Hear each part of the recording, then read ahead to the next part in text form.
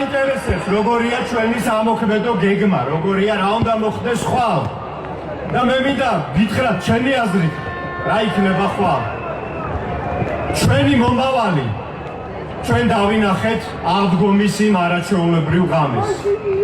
მართლაც, აი მარტინ ლუთერ კინგის პერიფრაზი მინდა გამოვიყენო იმ აღდგომა დღეს ჩვენ ავედით მწვერვალზე და დავინახეთ საქართველოს ნამდვილი მომავალი. ეს არის მომავალი, რომლისკენაც უნდა ვიაროთ ყველამ ერთად, აი ასე სოლიდარობით, ერთად დგომით.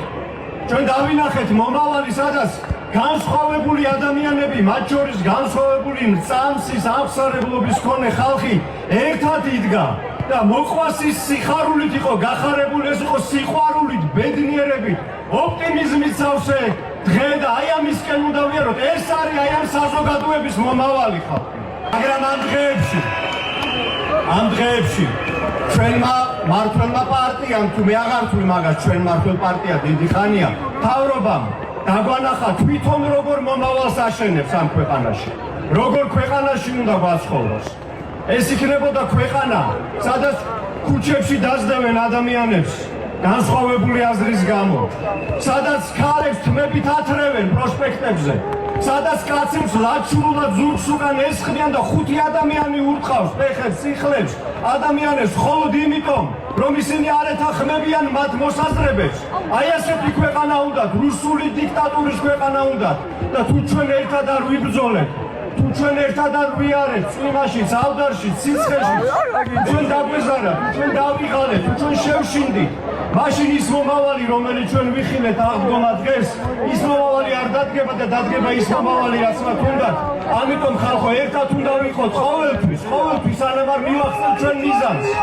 ჩვენ, ჩემო მეგობრებო, წარსულში ჩვენ შეცდომების დაუშვით და ეს შეცდომები უნდა გავიაზროთ იმისთვის, რომ ის მომავალი დადგეს, რომელიც ჩვენ გვინდა. ჩვენ ჩავთვალეთ, რომ ჩვენ გასაკეთებელ საქმეს შეიძლება ვინმე სხვა აკეთებს. ეს შეიძლება მიგვენდო ვიღაც ალყეული პოლიტიკოსებისთვის, აქტივისტებისთვის, უცხოელებისთვის. რომ რაღაცა ვიქნებოდით თითქოს უფასო მგზავრები საქართველოს ბედნიერი მომავლისკენ. ჩვენ ახლა ვხედავთ, რომ ეს ასე არ არის.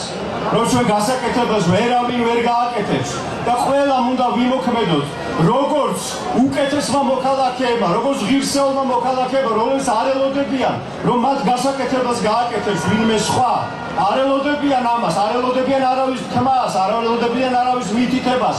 დგებიან და მოქმედებენ ისე, როგორც თვითონ თვლიან საჭიროდ, როგორც თქვენი ქცევით დღეს, ახლა და მთელი თვეა პრაქტიკულად უკვე. აი ეს არის ჩვენი გასაკეთებელი საქმე.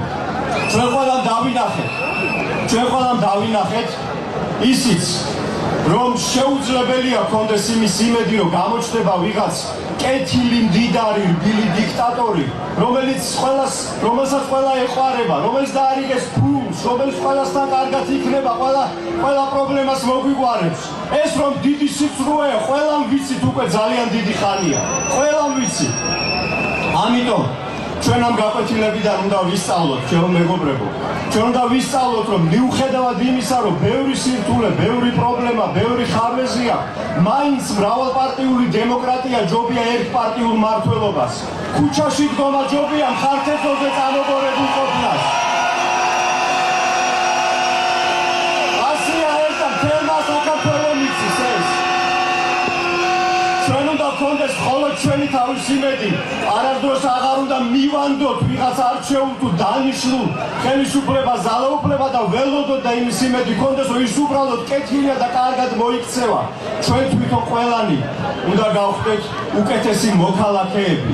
იმიტომ რომ სამოქალაქო საზოგადოებას, დემოკრატიას სჭირდება ნამდვილი მოქალაქეები და დღეს ათეულობით 1000 ასეთი მოქალაქე დგას აქ და ეს არის ძალიან გასახარელი. ჩვენ ასევე უნდა მეტი პასუხისმგებლობა მოვთხოვოთ პოლიტიკოსებს, მათ უნდა იპოვონ ერთმანეთისკენ სავალი გზები, მათ უნდა იპოვონ კომპრომისები ერთმანეთთან, იმიტომ რომ პოლიტიკოსების გარეშე პოლიტიკა არ კეთდება, მაგრამ ჩვენ გვჭირდება დემოკრატი პოლიტიკოსები, იმიტომ რომ დემოკრატიას უპირველეს ყოვლისა დემოკრატები სჭირდება. სხვანაირად არ გამოვა ეს საქმე.